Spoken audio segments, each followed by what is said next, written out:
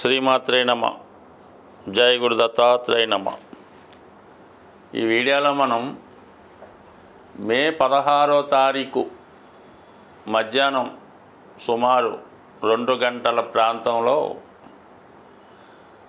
కుంభరాశిలోకి మారుతున్నటువంటి రాహుగ్రహ ప్రభావం ఏ విధంగా ఉండబోతుంది అని పరిశీలించినప్పుడు మరి సుమారుగా 18 నెలలు తర్వాత గ్రహం ఈ రాహుగ్రహం మారడం జరుగుతూ ఉంటుంది. అంటే 18 నెలలకు ఒకసారి రాహు మారుతూ ఉంటాడు. ఆ ప్రయత్నంలో కుంభరాశిలోకి రావడం జరిగింది. అంటే కుంభరాశిలో రాహు మారిన టైంకి ఎటువంటి గ్రహాలు లేవు.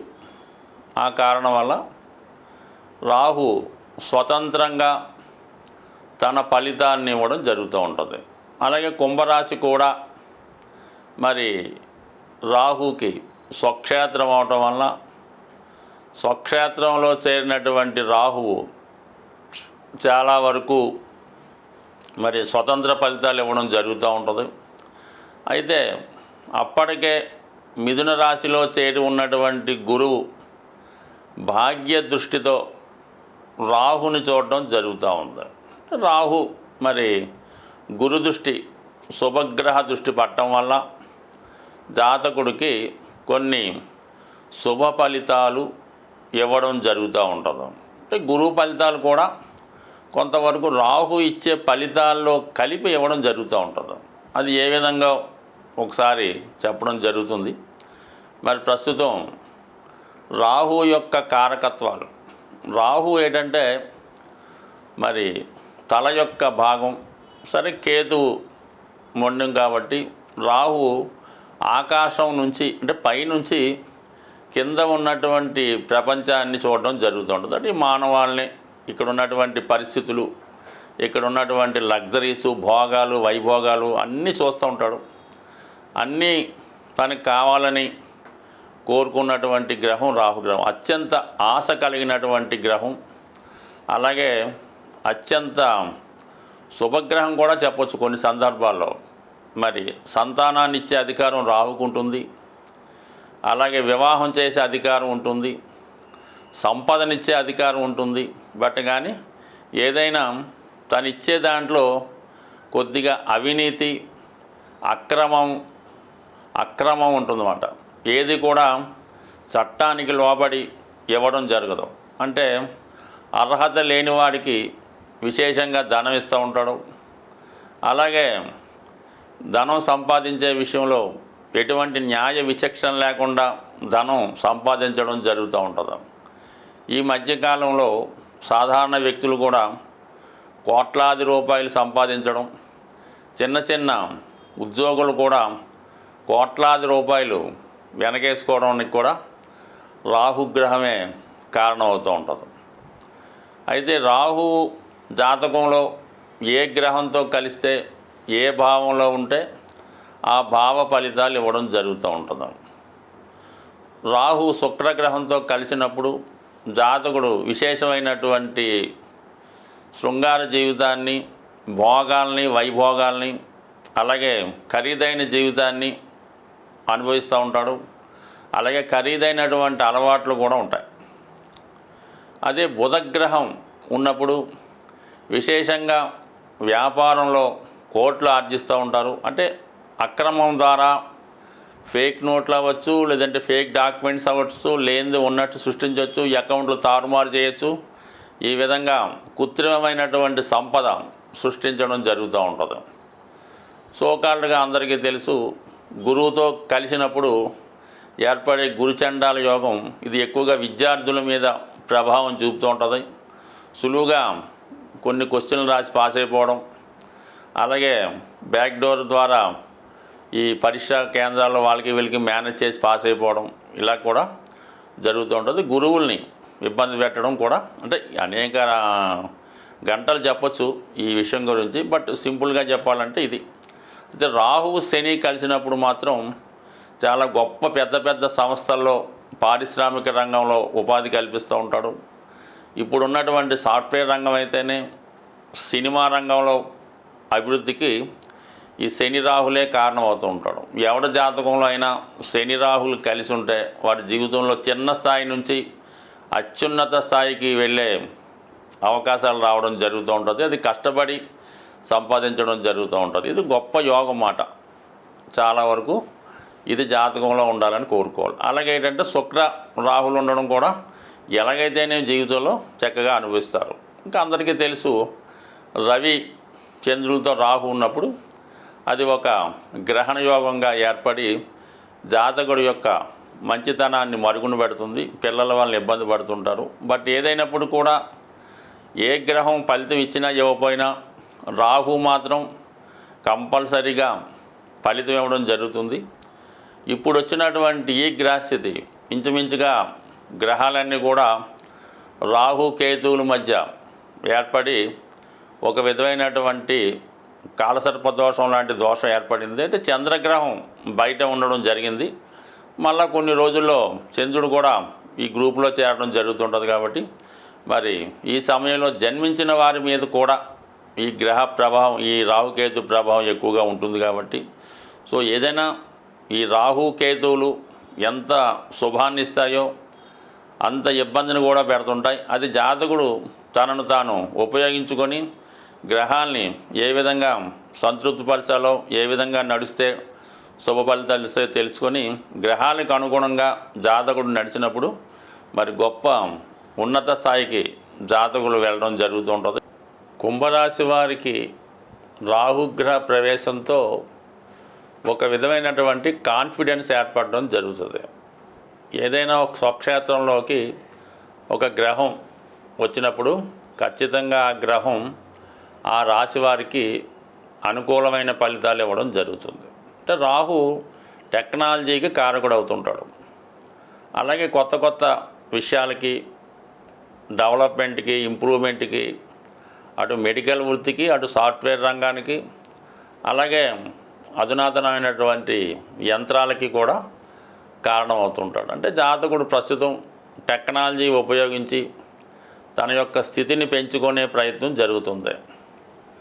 ఇది ఎవరైతే ప్రస్తుతం చేస్తున్నటువంటి ఉద్యోగాన్ని విడిచిపెట్టి కొత్త కోర్స్ ఏమన్నా నేర్చుకొని ఆ వృత్తిలో ప్రవేశించడానికి ఇది అనుకూలంగా ఉంటుంది. అంటే రాహు కాబట్టి కంప్యూటర్లు ఎనీ అవ్వచ్చు, యానిమేషన్ అవ్వచ్చు, సాఫ్ట్వేర్ లాంటిది అవ్వచ్చు, ఏదన్నా కంప్యూటర్ ఉపయోగించి చేసే వృత్తిలోకి ప్రవేశించడానికి అనుకూలత ఉంటుంది. నెంబర్ 2 ఏంటంటే సినిమా పరిశ్రమ. సినిమా ఏ రంగమైన, అటు కెమెరా అవ్వచ్చు, డైరెక్షన్ అవ్వచ్చు. అంటే రాహు పని ఏంటంటే ఉన్నది లేనట్టు చూపించడం, దాన్ని మసిపూసి మారేడుగా చేయడం అంటారు. అదంతా కూడా మీకు సినిమా ఇండస్ట్రీలో ఉంటుంది. కాబట్టి అటు సినిమా రంగంలో ప్రవేశిద్దాం అనుకున్నాను. అంటే మీ టెక్నీషియన్ కావచ్చు, హీరో కావచ్చు, ఏ రంగమైనా మీకు ఎందులో ఇంట్రెస్ట్ ఉంటే అందులో, లేదంటే ఏదన్నా రైటర్గా కూడా మీరు వెళ్ళే అవకాశం ఉందండి. మీ ప్లాట్ఫారం మారుతుంది, మీ ఆదాయం మారుతుంది. అలాగే ప్రజల దృష్టితో, లోకం దృష్టిలో మీ యొక్క స్టేటస్ మారుతూ ఉంటుంది అన్నమాట. అప్పటిదాకా ఏ బ్యాంక్ ఎంప్లాయీ అనుకున్నవారు ఇప్పుడు ఏంటంటే మామూలుగా డైరెక్టరో ఏదంటే హీరో చెప్పుకోవడం జరుగుతూ ఉంటుంది. అలాగే కొత్త విషయాలకి ఎంకరేజ్ చేస్తూ ఉంటారు అన్నమాట. అంటే పాత సాంప్రదాయాలు, పాత పద్ధతులే కాకుండా కొత్తగా ఏదైనా ప్రేమ వ్యవహారానికి ఎంకరేజ్ చేయడం, మత మార్పిడికి ఎంకరేజ్ చేయడం, ఎవరన్నా ఇంటర్కాస్ట్ చేసుకుంటే వాళ్ళు ప్రోత్సహించడం. సో మన ఆచారాలని పక్కన పెట్టి కొత్త ఆచారాలు ప్రారంభించడం, ప్రస్తుతం దేశంలో మనం ఉన్నటువంటి ప్రాంతంలో ఉన్నటువంటి ఆచార వ్యవహారాలను పక్కన పెట్టడం, రూల్స్ అండ్ రెగ్యులేషన్స్ పక్కన పెట్టడం, ఇవన్నీ పక్కన పెట్టి మీకంటూ కొత్త రాజ్యాంగాన్నో, కొత్త రూల్నో, కొత్త సిస్టాన్నో ప్రారంభించి మీ దారిలో మీరు వెళ్ళడమే కాకుండా 10 మందిని అదే మార్గంలో ప్రయత్నించే ప్రయత్నం జరుగుతూ ఉంటుంది. అంటే ఈ విధంగా మరి మీ యొక్క ఆచార వ్యవహారాలు, చదివే విధానం, తెలుసుకునే విధానం ఇవన్నీ కూడా చాలా వరకు మారుతూ ఉంటుంది. ఈ మార్పు ఎలా ఉంటుందంటే రాత్రిపూట వర్క్ చేస్తూ ఉంటారు కదా చాలామంది, అటువంటి వారికి ఇది చాలా అనుకూలంగా ఉంటుంది. రాత్రిపూట బాగా రన్ అయ్యే సంస్థలు అంటే బార్ అండ్ రెస్టారెంట్లు అవ్వచ్చు, ఈ డ్యాన్సులు అవ్వచ్చు, జూత గృహాలు అవ్వచ్చు, వీటికి ఎక్కువ డిమాండ్ పెరుగుతూ ఉంటుంది. సో అటువంటి వాటిలో ఉన్న వాళ్ళకి అంటే రాహు అనెతికల్గా కొద్దిగా రాంగ్ వేలో నడిపిస్తూ ఉంటాడు. దాని నుంచి బయటపడేవాడు అదృష్టవంతుడు అవుతాడు. దాంట్లో మునిగినవాడు నెమ్మదిగా తన పతనానికి తానే కారణమై మొత్తం నాశనం అవ్వడం జరుగుతుంటుంది. ఎస్పెషల్లీ ఎవరైతే విద్యార్థి దశలో ఉన్నటువంటి పిల్లలు ఈ రాశిలో ఈ లగ్నంలో ఉంటే కంపల్సరీగా వాళ్ళ తల్లిదండ్రులు వీళ్ళ మీద ఒక దృష్టి పెట్టాలి. అంటే అక్కడే ఇక్కడ చాలామంది పొరపాటు పడుతుంది. మా పిల్లవాడు చాలా బుద్ధిమంతుడు, చాలా బాగా చదువుకుంటాడు, ఫ్రెండే ఉండడం అని చెప్తూ ఉంటారు. తీరా అన్నీ తెలిసిన తర్వాత అప్పుడు లబోదివ్యం అనడం కన్నా ఏముంది తప్పే ఉంది, కీడించి మేలించినట్టు దృష్టి పెట్టండి, ఏం పొరపాటు లేదు, ఖచ్చితంగా పెట్టండి, బాగుంటుంది. అయితే ఇది విదేశ విద్య అభ్యసిద్దాం అనుకున్న వారికి, బాల్యం నుంచే దూర ప్రాంతంలో విదేశంలో చదువు చెప్పిద్దాం అనుకున్న వాళ్ళకి కంపల్సరీగా రాహు ఉపయోగపడుతూ ఉంటాడు. అంటే పూర్వకాలంలో స్వచ్ఛమైనటువంటి సాంస్క్రిట్ తెలుగు నేర్చుకున్న వాళ్ళకి రాహు సహకరించేవాడు కాదు.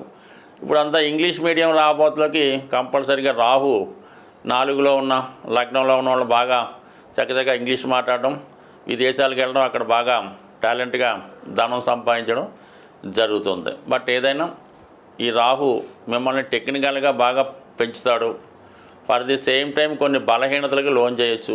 బలహీనతల నుంచి బయటపడి టెక్నాలజీని ఉపయోగించుకుంటే కంపల్సరీగా మంచి స్థాయికి రావడం జరుగుతుంది. ఎస్పెషల్లీ ఇది విద్యార్థుల మీద, నిరుద్యోగుల మీద, 45-50 ఇయర్స్ లోపు వారి మీద ఎక్కువ ప్రభావం చూపుతుంటుంది. కాబట్టి ఈ విషయంలో జాగ్రత్తగా ఉంటే మంచిది. గ్రహాల యొక్క స్థితి మనకి అనుకూలంగా లేనప్పుడు ఆ గ్రహాలకి పరిహారం చేసుకోవడం వల్ల ఆ గ్రహాల మంచి ఫలితాలు మాత్రం మనం పొంది చెడు ఫలితాలని దూరం చేసే విధంగా జరుగుతూ ఉంటాయి. ఏదైనా ఒక గ్రహానికి మనం పరిహారం చేసుకోవాలంటే ఆ గ్రహం మీద శుభగ్రహ దృష్టి ఉంటే ఆ గ్రహం మనకి ప్రసన్నం అవడం జరుగుతూ ఉంటుంది. అదృష్టవశాత్తు రాహుగ్రహం మీద గురువు యొక్క దృష్టి ఉండడం వల్ల కంపల్సరిగా మీరు రాహుగ్రహానికి చేసే పరిహారాలు మీకు మంచి ఫలితాన్ని ఇవ్వడం జరుగుతూ ఉంటాయి. ది బెస్ట్ రెమెడీ రాహుకి ఏంటంటే ముందు మీకుగా మీరు మీ యొక్క ఖర్చులు, మీరు వాడే వస్తు వాహనాలు ఒక్కసారి పరిశీలించండి. అవి మన స్థాయికి మించి ఉంటే వాటిని తగ్గించే ప్రయత్నం చేయండి. నెంబర్ 1 అంటే మనం వాడే కారు, వాడే సెల్ ఫోను, వాడే బట్టలు, నిత్య జీవితంలో మనం పెట్టే ఖర్చులు ఈ ఒక్కసారి గమనించి దాన్ని కంట్రోల్ చేసుకుంటే నెంబర్ 1గా సరిపోతుంది. అది రాహుకి నెంబర్ 1 రెమెడీ. దాని తర్వాత ఎవరైతే మీ ఫ్రెండ్ సర్కిల్లో మిమ్మల్ని ఉపయోగించుకుంటూ వాడి యొక్క అవసరాలు తీర్చుకుంటూ ఉంటాడు, ఏదో క్రికెట్ మ్యాచ్కి వెళ్తూ ఉంటాడు, లేదంటే గోవా వెళ్తూ ఉంటాడు, క్యాసినో ఆడుతూ ఉంటాడు, జాగ్రత్తగా గమనించండి. అటువంటి వాళ్ళని ముందు దూరం పెట్టే ప్రయత్నం చేయండి. మీకు అవకాశం ఉంటే వాడిని మార్చే ప్రయత్నం చేయండి. అంటే మీరు మంచి దారిలోకి వాడిని తెచ్చుకొని వాడిని ఆ వ్యసనాల నుంచి బయటపడితే దాన్ని బట్టి మీరు కూడా, అంటే ఎంత మనం మానేద్దామన్నా ఏదో ఒక బలహీన క్షణంలో వాడు ఏదో గోవా వెళ్తూ ఉంటాడు, కంపల్సరీగా వెళ్ళడం జరుగుతూ ఉంటుంది. అందువల్ల ఈ 2 ముందు తగ్గించుకోండి. దాని తర్వాత మెయిన్గా రాహుగ్రహానికి అమ్మవారు, అంటే దశ మహావిద్యలు, ప్రత్యంగర, చాలా అనేక రకాలు ఉంటాయి. బట్ కానీ అందరికీ అనుకూలమైనది కనకదుర్గ అమ్మవారు. ఆ అమ్మవారికి మీరు ప్రతి శుక్రవారం విధి విధానంగా దర్శించుకొని అవసరమైతే అమ్మవారికి ఒక నిమ్మకాయల దండ, కుంకుమర్చన, రాహుకాల దీపం, అంటే మంగళవారం కానీ శుక్రవారం కానీ ఇంపార్టెంట్ అన్నమాట. మంగళవారం అయితే 3 to 4:30, శుక్రవారం అయితే 10:30-12 ఈ టైంలో రాహుకాల దీపం వెలిగించడం. మరి మగవారైతే రాహుకాలంలో ముఖ్యమైన కార్యక్రమాలు ప్రారంభించుకోకూడదు. అది కొంచెం జాగ్రత్తగా గమనిస్తే సరిపోతుంది. అలాగే ఎక్కువగా ఏదైనా మరి ఈ వాయుతత్వ రాశిలో రాహు ప్రవేశించాడు కాబట్టి విధి విధానంగా మీరు అమ్మవారికి హోమం చేయడం ద్వారా కానీ, హోమంలో పాల్గొనడం వల్ల కానీ కంపల్సరీగా రాహు ప్రసన్నం అవడం జరుగుతుంది. అంటే గురు దృష్టి కూడా ఉంది కాబట్టి గురువు యొక్క స్ట్రెంత్ను కూడా పెంచుకోవచ్చు. గురువు బలాన్ని పెంచుకోవాలంటే ఏకైక మార్గం ఏంటంటే దక్షిణామూర్తి, దత్తాత్రేయుడు, మీకు విద్య నేర్పిన గురువు. ఇవన్నీ మన వల్ల కాదంటే చక్కగా గోశాలకు వెళ్ళడం, మీ యొక్క బరువు ఎంత ఉందో అక్కడ చూపించుకోవడం, ఆ బరువు తగ్గట్టుగా ఆవులు తినే ఏదైనా బెల్లం కానీ, శనగలు కానీ, నవధాన్యాలు కానీ, గడ్డి కానీ ఆ గోశాలలో డొనేట్ చేయడం వల్ల మళ్ళీ మీరు కొత్తగా జన్మ ఎత్తితే ఏ విధంగా ఉంటుందో అంత బలమైనటువంటి ఫలితాన్ని మీరు తులాభారం ద్వారా గోశాలలో డొనేట్ చేయడం వల్ల కంప్లీట్గా మీ జీవితం మారుతుంది. అది రాహుకే కాదు, మీరు ఎటువంటి దీర్ఘకాలిక అనారోగ్య సమస్యలతో బాధపడుతున్నా, లేదా ప్రాబ్లమ్స్ ఉన్నా, విభేదాలు ఉన్నా, వివాహం జరగకపోయినా మరి ఆ గ్రహం ఏదో చూసి ఆ గ్రహానికి సంబంధించిన వస్తువు తులాభారంగా గోశాలలో ఇవ్వడం వల్ల అతి శీఘ్రంగా మీకు ఫలితం వచ్చే అవకాశం ఉంది. స్వస్తి.